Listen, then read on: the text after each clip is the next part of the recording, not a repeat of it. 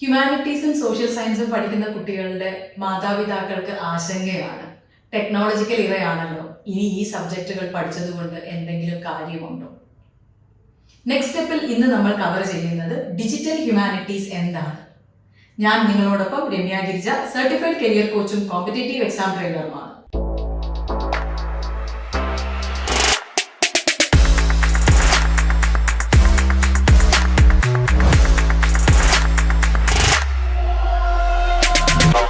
Digital humanities എന്ന് കേൾക്കുമ്പോൾ അങ്ങനെ ഒരു സബ്ജക്റ്റ് ഉണ്ടോ, അതിൽ ഗ്രാജുവേഷനും പോസ്റ്റ് ഗ്രാജുവേഷനും ഒക്കെ കോഴ്സസ് ചെയ്യാനായിട്ട് സാധിക്കുമോ എന്ന് പലരും ചോദിക്കാറുണ്ട്. നമുക്ക് പോസ്റ്റ് ഗ്രാജുവേഷൻ കോഴ്സ് ഇന്ത്യയിൽ അവൈലബിൾ ആണ്. ഏത് സോഷ്യൽ സയൻസ് സബ്ജക്റ്റുകളിൽ ഗ്രാജുവേഷൻ ചെയ്തൊരു കുട്ടിക്കും അല്ലെങ്കിൽ ബേസിക് സയൻസിൽ ഗ്രാജുവേഷൻ ചെയ്തൊരു കുട്ടിക്കും MSc ഇൻ ഡിജിറ്റൽ ഹ്യൂമാനിറ്റീസ് എന്ന് പറയുന്ന സബ്ജക്റ്റ് എടുത്ത് മുന്നോട്ട് പഠിക്കാവുന്നതാണ്. ഈ MSc ഡിജിറ്റൽ ഹ്യൂമാനിറ്റീസ് എന്ന് പറയുമ്പോൾ ആർട്ടും ഹിസ്റ്ററിയും കൾച്ചറും ആർട്ടിഫിഷ്യൽ ഇന്റലിജൻസും മെഷീൻ ലേണിങ്ങും ഡേറ്റ അനലറ്റിക്സും ഇങ്ങനെയുള്ള എല്ലാ കാര്യങ്ങളും ചേർന്ന് വരുന്ന ഒരു എക്സൈറ്റിംഗ് ആയിട്ടുള്ള ഫീൽഡാണ് ഡിജിറ്റൽ ഹ്യൂമാനിറ്റീസ്. അവിടെ 3D മോഡലിംഗ്, അതായത് വേൾഡ് ഹെറിറ്റേജ് സൈറ്റിന്റെ 3D മോഡലിംഗ് ചെയ്യുന്നുണ്ട്, പ്രോഗ്രാമിംഗ് പഠിപ്പിക്കുന്നുണ്ട്, പിന്നെ ഈ പറയുന്ന മാനുസ്ക്രിപ്റ്റ്സ് കൺവേർട്ട് ചെയ്യാനായിട്ട്, അതായത് ഈ ടെക്നോളജിക്കൽ ഇവയിൽ അല്ലെങ്കിൽ ഇനി വരാൻ പോകുന്ന ആർട്ടിഫിഷ്യൽ ഇന്റലിജൻസ് ഉപയോഗിച്ചുകൊണ്ട് ഇതൊക്കെ എങ്ങനെ പ്രിസർവ് ചെയ്യാമെന്നും ഇതെങ്ങനെ മറ്റുള്ളവർക്ക് പകർന്നു കൊടുക്കാമെന്നും ഒക്കെ ഈ പറയുന്ന സബ്ജക്റ്റിൽ പഠിക്കാനായിട്ടുണ്ട്. അപ്പോൾ ഇത് ഇങ്ങനെ ഒരു സബ്ജക്റ്റ് ഉണ്ട് എന്ന് പറയുമ്പോൾ പല പാരൻസും അല്ലെങ്കിൽ കുട്ടികളും ചോദിക്കും, അത് എവിടെയാണ് പഠിക്കാൻ പറ്റുക, ഇതൊക്കെ പുറത്ത് പഠിക്കണമായിരിക്കും അല്ലേ, അല്ലെങ്കിൽ ഭയങ്കര എക്സ്പെൻസീവ് ആയിട്ടുള്ള പ്രോഗ്രാം ആണോ, അങ്ങനെയൊക്കെ പല ക്വസ്റ്റ്യൻസും ചോദിക്കാറുണ്ട്.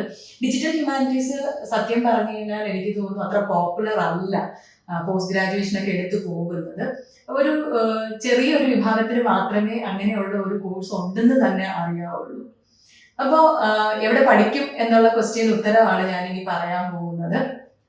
നമുക്ക് എല്ലാവർക്കും അറിയാം, എഞ്ചിനീയറിംഗ് പഠിക്കണമെങ്കിൽ കുട്ടികൾ എല്ലാവരും ആഗ്രഹിക്കുന്നത് എന്താണ്? IIT പഠിക്കണം അല്ലേ? IIT കേൾക്കുമ്പോൾ തന്നെ എഞ്ചിനീയറിംഗിനാണോ പഠിക്കുന്നത് എന്ന് ചോദിക്കും. ഈ IIT ഹ്യൂമാനിറ്റീസ് വിങ് ഉണ്ട് എന്ന് പല ആൾക്കാർക്കും അറിയില്ല. ഈ പറയുന്ന MSc ഡിജിറ്റൽ ഹ്യൂമാനിറ്റീസ് എന്ന് പറയുന്ന പ്രോഗ്രാം IIT ജോധ്പൂറിലുണ്ട്.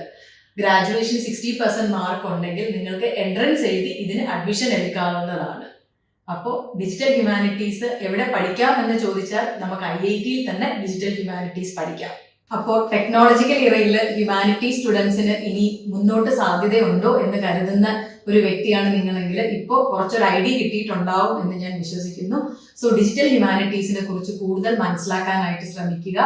IIT ജോധ്പൂരിന്റെ വെബ്സൈറ്റിൽ ഈ പറയുന്ന ഡിജിറ്റൽ ഹ്യൂമാനിറ്റീസിന്റെ സിലബസ് കൊടുത്തിട്ടുണ്ട്.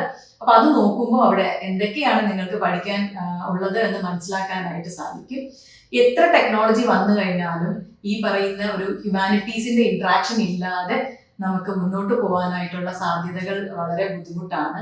ടെക്നോളജി എന്ന് പറയുന്നത് ഫ്യൂച്ചറാണ്, പക്ഷെ ഹ്യൂമാനിറ്റീസ് എന്ന് പറയുന്നതാണ് അതിന്റെ ഒരു വഴികാട്ടി എന്ന് പറയുന്നത്. So check it out, digital humanities.